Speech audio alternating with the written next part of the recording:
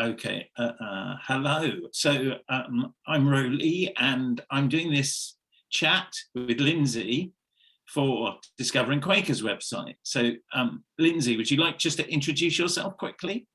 Hello. Yeah, I'm Lyndsay Burtonshaw. I am 31 and a half years old and I live in Brighton, but I come from East Yorkshire, from a small town near Drax Power Station. And yeah, I'm a Quaker, but I wasn't raised in it. So I first encountered Quakers knowingly. You know, it's like Hogwarts. Once you see them, they're everywhere. Um, First encountered Quakerism knowingly when my friend Sally took me to Horsham meeting, and she was very much like, "Oh, you know, people sit in a circle, and it's mainly like stillness and silence, but you can say something if you like." And I did. I can't remember what I said, but at the time I was very involved in things like Grow Heathrow, which was the occupation against the expansion of the Heathrow runway over in West London, and lots of anti-racist stuff, and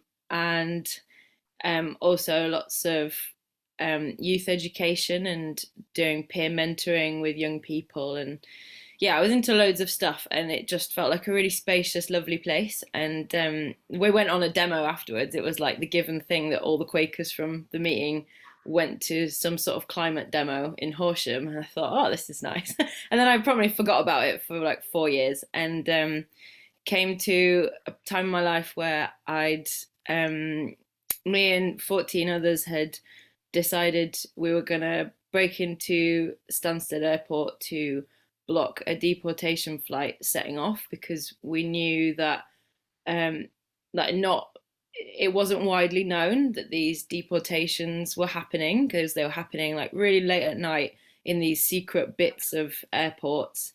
And like, for instance, someone who has been through that process, like been detained in a detention center and been threatened with deportation, he described it as they used to make money by shipping our black bodies around the world, and now they make money from deporting our black bodies.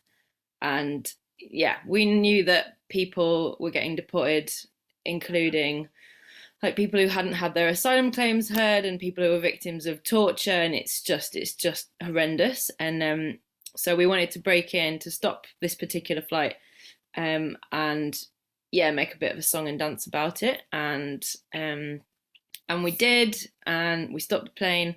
But what happened was we got charged with a terrorism offence under the Aviation and Maritime Security Act. So what happened then was it became a huge Crown Court trial, and we were looking at maybe going to prison for life. That's the actual, on the legislation, that's the maximum sentence that you can give. And whilst realistically we thought that that wasn't going to happen, it was a very stressful situation to be Yeah. in.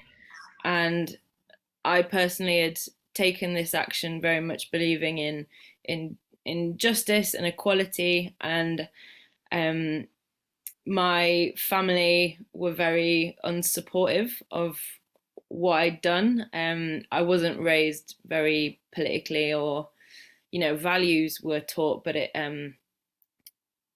yeah, it's not like I got taken to demos when I was a kid. And it was very much something that my family tried to dissuade me from doing. And And this you one, weren't a Quaker at this point. so the way I think of it now is I um didn't know I was a Quaker for a long time, but I was. And I now work for Quakers in Britain, and I think that we need to, as a whole community, need to have more of an emphasis on reaching out to people who are, yeah, like intrigued, because Yes. there's just so many of us out there. And yeah, So why. tell me what happened sort of after the action and after the trial or during the trial that sort of moved you or compelled you to sort of be more focused on Quakers and Quakerism and actually make the move. It wasn't a well, what happened was I was really stressed and I needed somewhere a quiet, love, like supportive kind of place to just be in. And I remembered how, and I meant to go to a Quaker meeting for like a year, 2 years before I went. And I finally moved back to Brighton and started coming to Brighton meeting here. And what I found was that loads of these people would come up to me and be like, "Hey, who are you? Like, what's going on?" And I'd tell them about the Stansted action, and they'd just be so supportive, and it was like balm to my soul because I kind of felt like quite alone and adrift, and people were not only like emotionally, spiritually supportive of the situation I was in, but they were also like practically supportive, like put me in touch with like the Young Friends General Meeting so I could uh, go and attend that their gathering and just be part of the community. And they'd always just understand why I'd done this and could see why it was a good thing to do for building more justice and equality in the world, and just to be amongst people who understand that sometimes you need to do something that's quite disruptive and unusual to try and make the world a better place. It just felt like coming home, and it's just such a good bunch of people, really really lovely people, and also the stillness and the silence that we gather in, and being in a circle, it just felt right.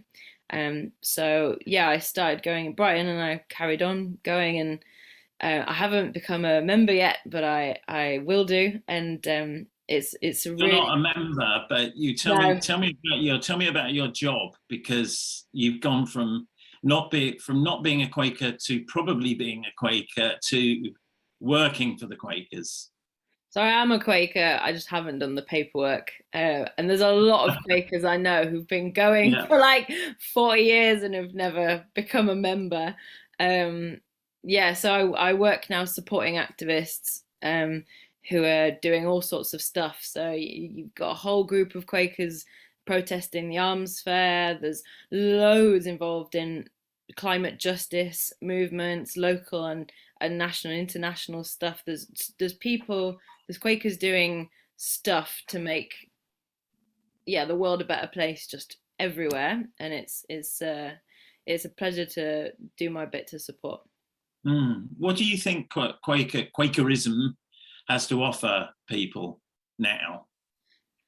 I Big think question. it has so much to offer. These qualities I've mentioned of gathering in a circle, the stillness, the silence. It's a very spacious, grounding, beautiful space to be in. It's and the Quakers organize themselves more like a campaign does than like other organized religion. And like me myself, I don't use words like God, and I don't talk about Jesus, and I don't read the Bible.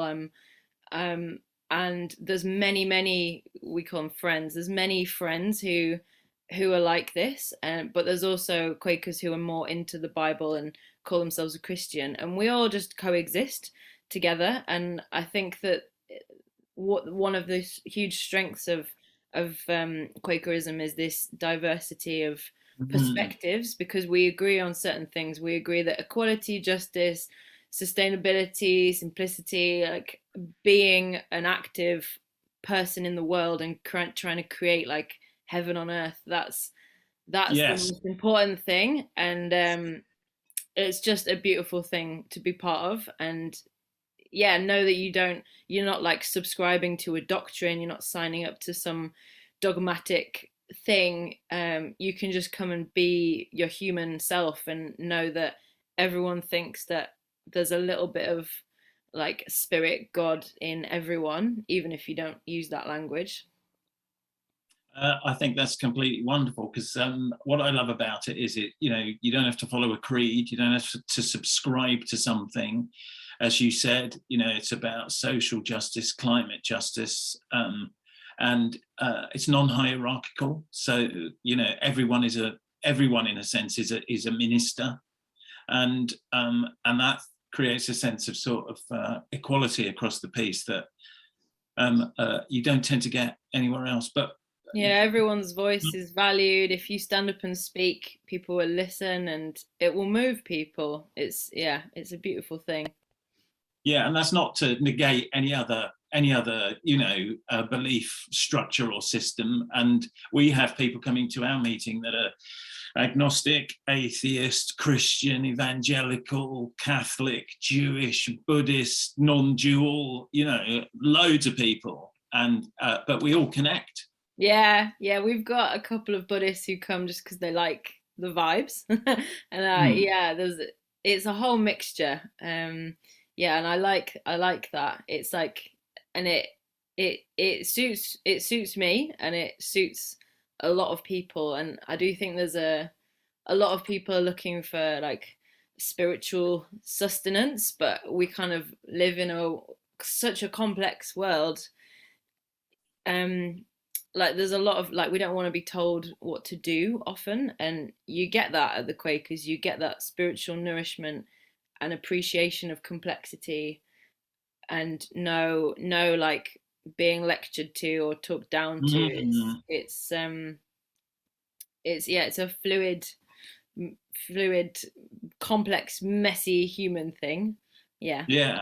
And when we chatted the other day, you said one thing you liked about the age range, the sort of the fact that there are some Quakers there that are like in their 90s and some that are much younger. But Yeah.